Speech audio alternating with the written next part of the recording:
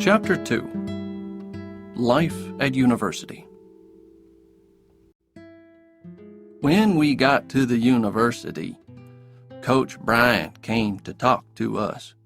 "Last man to get to the practice field will get a ride there on my shoe," he shouted at us, and he meant it when he said that kind of thing. We soon learned that.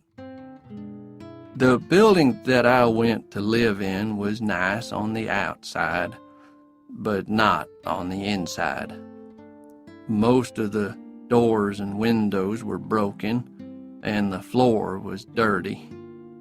I lived in a room with a man called Curtis.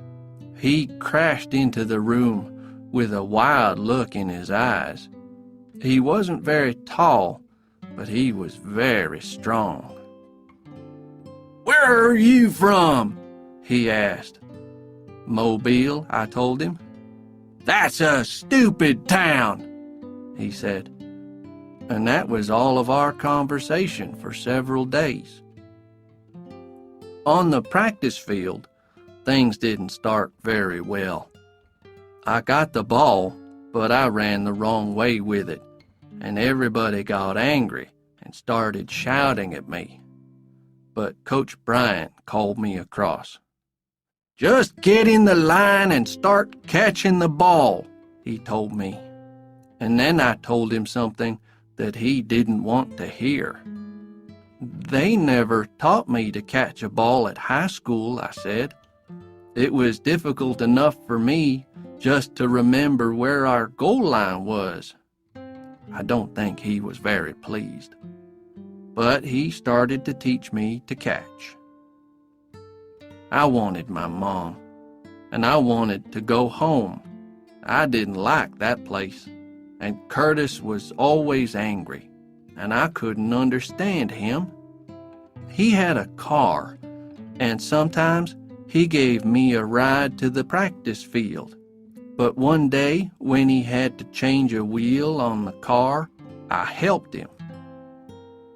"If you're an idiot," he said angrily, "how do you know how to do that?" "Maybe I am an idiot," I said, "but I'm not stupid." Then Curtis ran after me and called me all kinds of terrible names. After that, I moved my bed to another room. The first football game was on Saturday. I ran well, and we won 35-3. Everybody was pleased with me. I phoned Mom to tell her. "I heard the game on the radio," she said. "I was so happy, I wanted to cry." That night, everybody went to parties, but nobody asked me to go. I went back to my room, but I heard music from somewhere upstairs. I found a young man who was sitting in his room playing the harmonica. His name was Bubba. He broke his foot in football practice and couldn't play in the game. I sat and listened to him. We didn't talk, but after about an hour, I asked, "Can I try it?"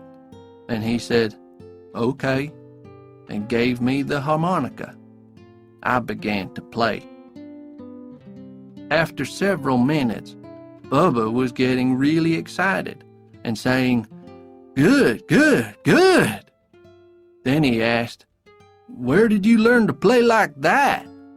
"I didn't learn anywhere," I said. When it got late, he told me to take the harmonica with me, and I played it for a long time in my room. Next day, I took it back to Bubba.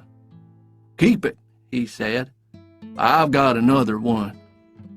I was really happy, and I went and sat under a tree and played all day. It was late afternoon when I began to walk back to my room. Suddenly, I heard a voice shout, "Forrest!" I turned round and saw Jenny. She had a big smile on her face, and she held my hand. I saw you play football yesterday, she said. You were wonderful. She wasn't angry about the cinema, and she asked me to have a drink with her.